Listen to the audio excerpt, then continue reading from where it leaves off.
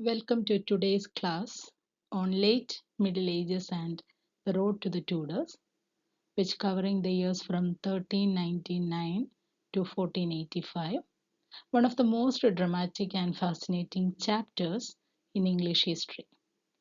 This is the story of kings and the rebels, betrayal and wars, and finally the birth of a new royal dynasty called the Tudors. Our story begins with King Richard II, the last of the Angevin ruler or Plantagenet ruler, and he came to the throne as a child, and his powerful uncle, John of Gaunt, who ruled the country in his name. But when Richard grew up, he wanted to rule on his own terms. He dismissed his uncle's advice and began to act rashly. And he seized lands, silencing his critics, and even he quarreled with British Parliament. So his unwise decisions made him unpopular. England was already restless after the Peasants' Revolt, and Richard's arrogance only added fuel to the fire. So in 1399, Henry Bolingbroke, the Duke of Lancaster and the son of John Gaunt, who rose in rebellion against Richard II because Richard II murdered John of Gaunt. And, and in 1399, Henry Bolingbroke, he captured Richard and deposed him and took the throne as King Henry IV. And this marked the beginning of the new dynasty there called Lancastrian dynasty. But Henry IV's rule was not easy. Many questioned his right to the crown, and he faced several rebellions throughout his reign. And after King Henry IV died, his son Henry V became the new king of England. Henry was very brave, confident, and he loved his country very much. In 1415, during the course of Hundred Years' War, he won a famous battle, the Battle of Agincourt. Even though his army was very small, they defeated the large and powerful French army in Hundred Years' War. So this victory made Henry as a national hero.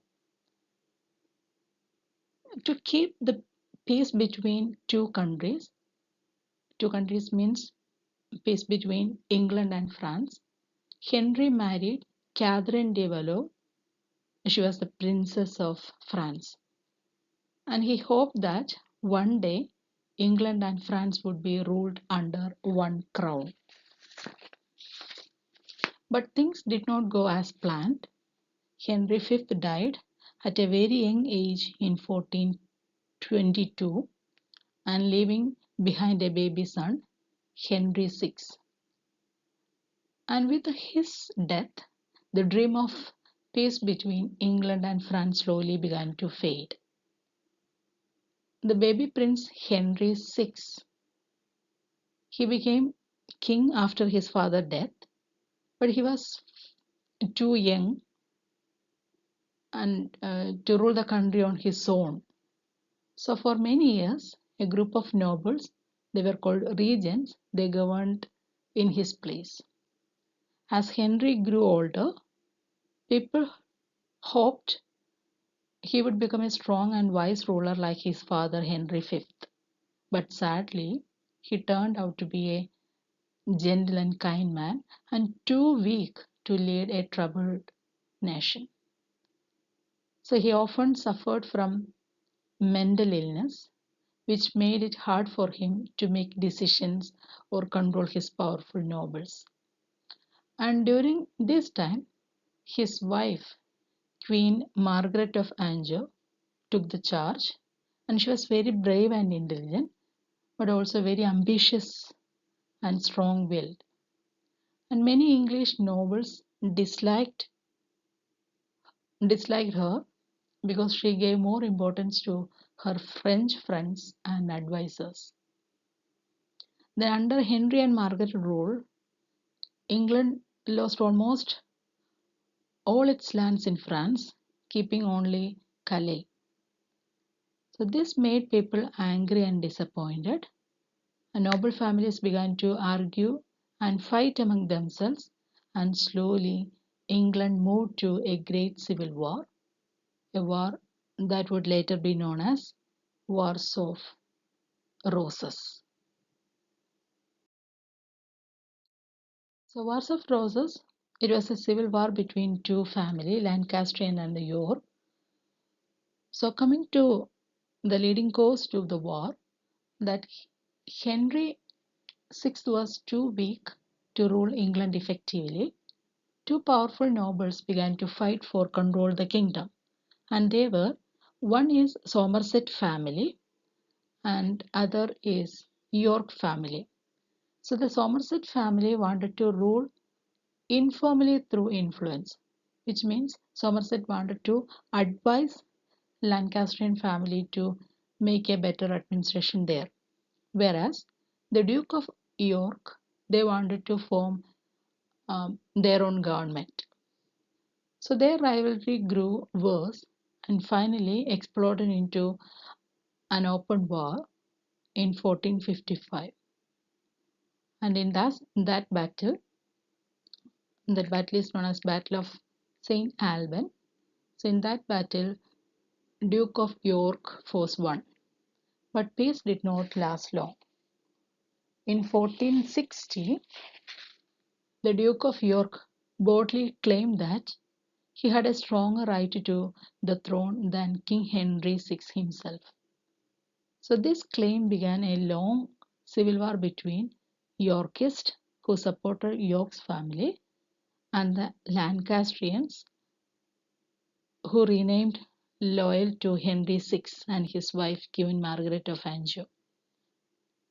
And the Duke of York was killed in the battle that same year, but his son Edward continued the fight. Then in 1461, Edward won a great victory at the Battle of Towton, one of the bloodiest battles in the English history.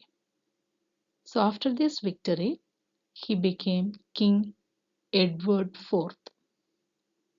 So Edward IV belonged to York family. Then Edward IV ruled until 1483. Though he faced many challenges at first, he managed to bring some stability to England. When he died, his 12-year-old son became king. It was King Edward V. But the young king never truly ruled. Again, his uncle Richard was the Duke of Gloucester and seized the throne by force. And he imprisoned and later killed his nephew, and including Edward V, and declared himself King Richard III. And Richard III was brave in battle, but also cruel and feared by the people.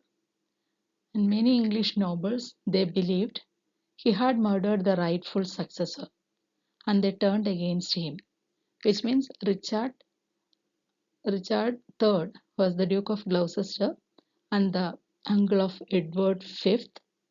Actually, he didn't have any right on English throne, but he seized the power from Edward V and he killed Edward V.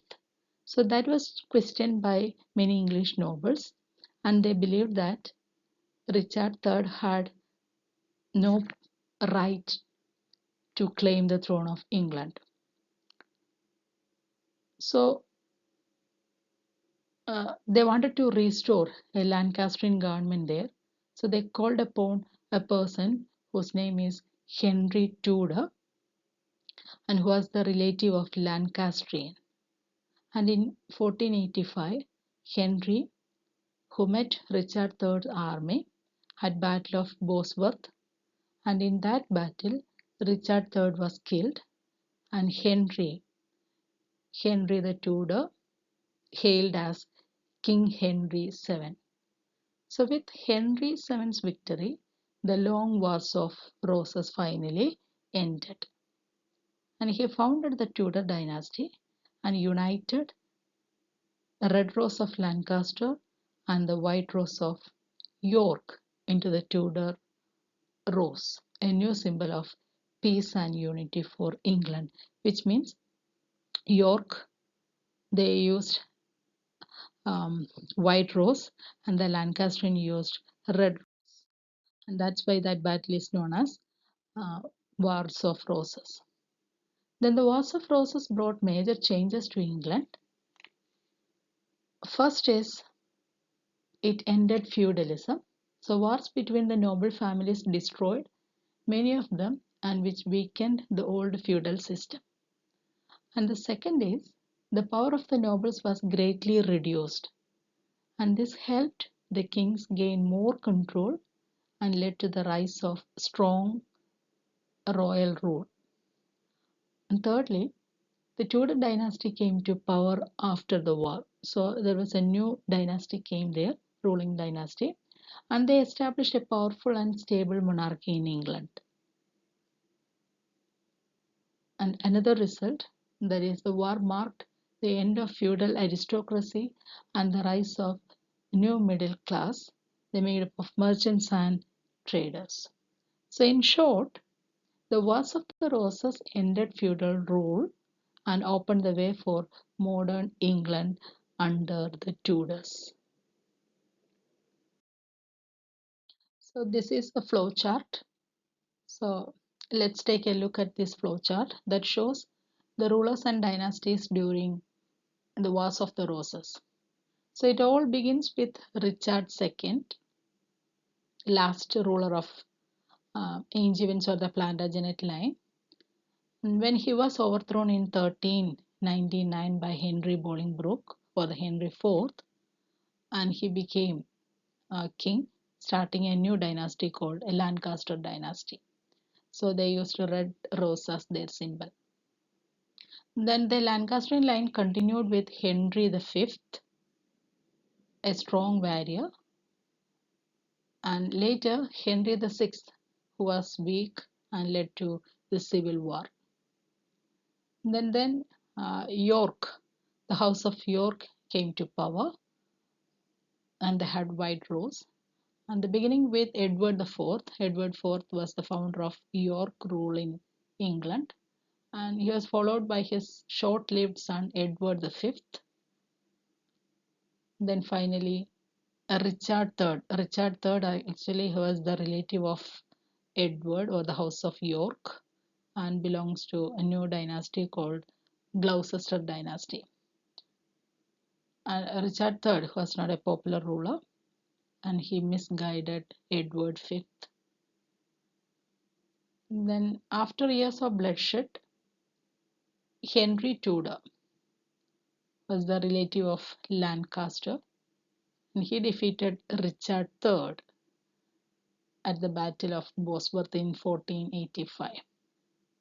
So Henry VII or the Henry Tudor, who became a king, and he married Elizabeth of York. Even though Henry VII or Henry the Tudor, he was the relative of Lancaster, but he married Elizabeth of York. So thus the Wars of Roses ended.